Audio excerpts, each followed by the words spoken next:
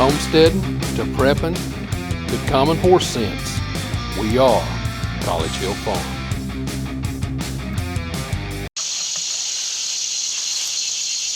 Can you see him?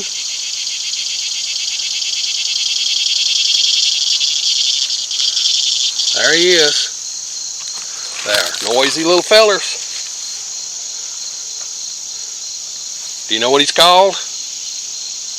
Dad and Mom called them jar flies. Welcome back to College Hill Farm. Well, today it's time to put our potatoes up. They're here under a tarp, and the purpose they were here was so that the skins would toughen up. Let me show you. Here's a potato.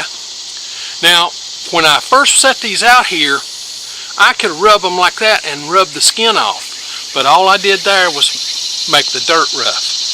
So these have developed a skin. They've been sitting during the day. I uncover these. We're under a maple tree, so that these are in the shade most of the day. And what I do is I set them up here on a tarp in the shade,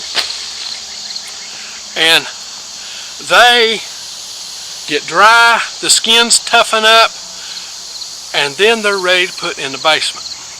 So it's been 4 days. I cover them at night so that the dew don't get on them, and uncover them during the day. So let's get these loaded into the tractor. Now I want to sort these because there's going to be bad ones. Let me show you. Take a look at that. Okay, it's soft, it's rotten. Okay, that's going to happen with some of them. That's part of this curing process. Throw that away. Don't keep it. Because it'll cause the ones in the basement to rot. I don't see any more rotten ones. There might be one right here.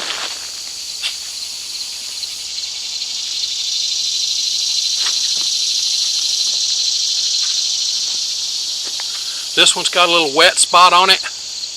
Well, it's not soft yet. It got tore up some with the plow. It's not soft yet, so we'll eat that tater in the next day or two. Alright, now, I am too old to stand here all day and pick these up and put them in the bucket of my tractor so I can take them over to the porch and start loading them into 5-gallon buckets. Okay, I'm just too old for that crap. Takes too long. But, let me tell you, a tarp is a wonderful thing for moving a heavy load. Okay, I've moved 300-pound loads with just me dragging a tarp. Okay, take a tarp in the woods with you when you go deer hunting. It'll be one of the best things you ever did for yourself. Anyway, let's get over here and get these loaded in the tractor. I'll turn you around so you can see, and then we'll get at it.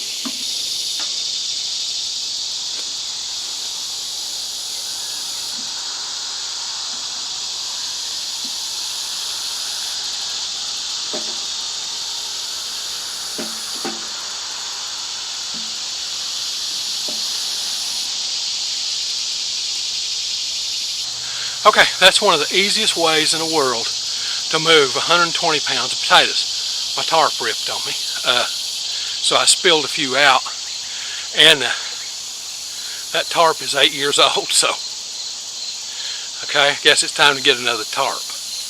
But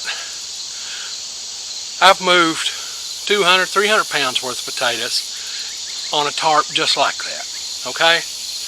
It's so much simpler to do it that way. Now, I'll meet you over at the porch. Okay, it's time to get these potatoes put up. Now, what I've just got a 5-gallon bucket, and I'm going to take the potatoes and I'm going to look at them, and then if they're okay, put them in the bucket. See what you're looking for.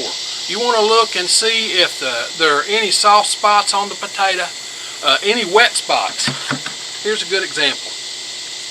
See that potato? How wet? That's a bad potato. Just pitch it off in the yard, okay? It'll get gone in no time. I'll mow a couple times, it'll be gone. Now, I'll keep filling these up until I get a 5-gallon bucket full of potatoes. Hey Arnold. Anyway, till I get a 5-gallon bucket of potatoes. And how much will a 5-gallon bucket of potatoes weigh? Well, the internet will tell you all this stuff about how much a 5-gallon bucket of potatoes weighs. But I'm here to tell you that it all matters about how you put your potatoes in your bucket. And I don't worry about stacking them to get the most potato. And I don't just chuck them in here. You know, I set them in kind of decent so that they're not all mashed up. See, here's what happens when a potato gets a cut. See how the scab is formed over this one like it's supposed to? That is the way it should be. But if it's wet, you'll know that potato is bad.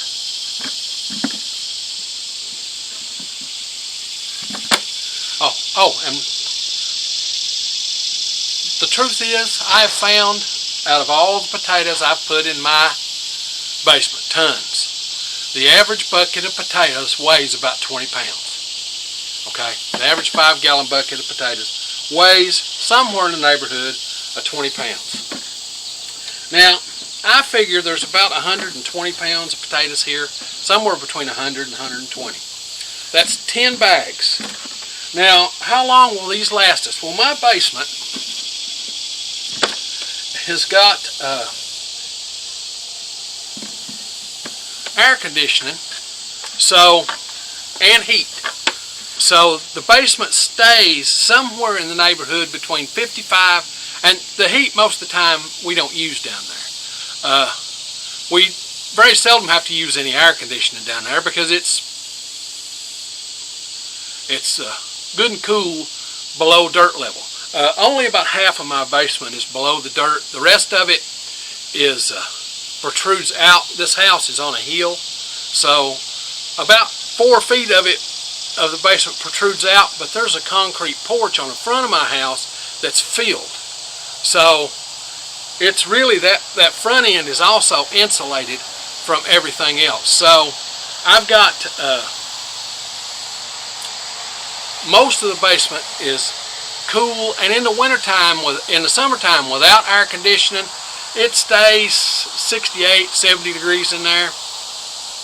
In the wintertime without heat, of course my air changer's down there and so are my vents, so the vents give off a little bit of heat. It stays between, the coldest I ever saw it was 55, and it was 30 below outside. So 55 for 30 below, I'll take it all day long. Now, how long will these potatoes last? If this was a root cellar that stayed, I don't know, 55 to 40 degrees, 38, something like that, these potatoes would be good for a couple of years. But I don't have that. I don't have a root cellar that way. Now, this bucket's going to be heavy because I'm putting a lot of these little ones in it. When I go to putting the big ones in the other buckets, it'll be a lot lighter. Now, these will keep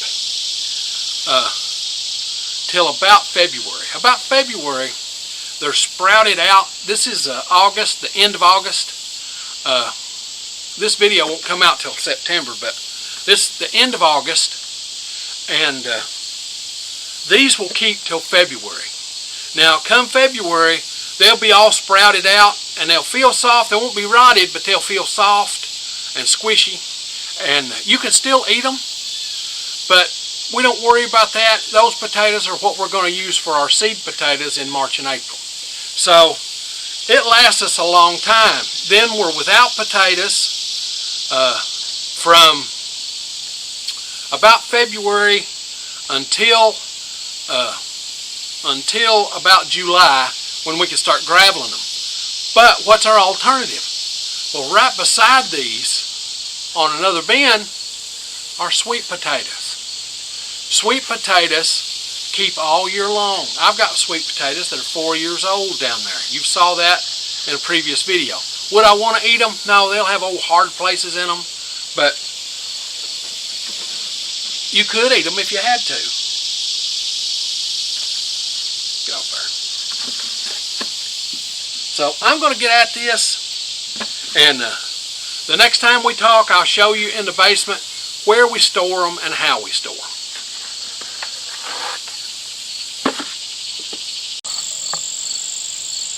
I just love fall.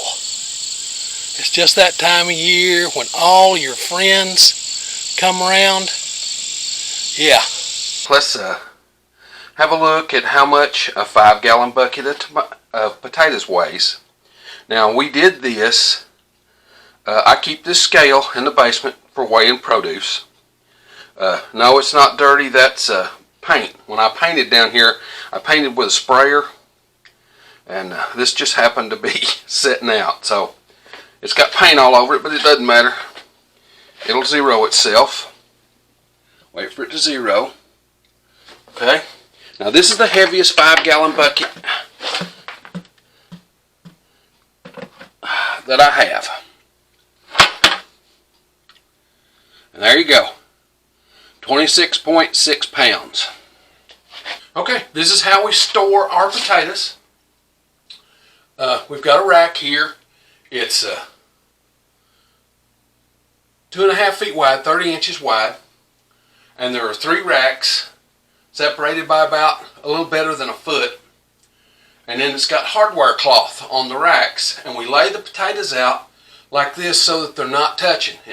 Each row here has the capacity to hold about 100 pounds of potatoes. So I've got 3 decks all the way down here, all the way up. I've done everything on this rack from drying beans to storing potatoes. So these potatoes are stored this way. They'll keep. Now, ever so often you got to come down here and check and make sure that there aren't any that are starting to look wet. Any that start to look wet, you got to get them out of here, because if they get wet and start swelling and dripping, they'll infect other potatoes with whatever it is. So you got to get them out of there. But like I said, these will last me till sometime in February. So now, if you like this stuff, this homesteading, do-it-yourself kind of thing, be certain to come on out to the channel and subscribe. We do this homesteading stuff all the time, sometimes 1, sometimes 5 videos. It just matters what's going on that week. Now, if you hit the little bell when you come to the channel, it'll notify you when we upload a video. We upload on Sunday, Tuesday, and Thursday.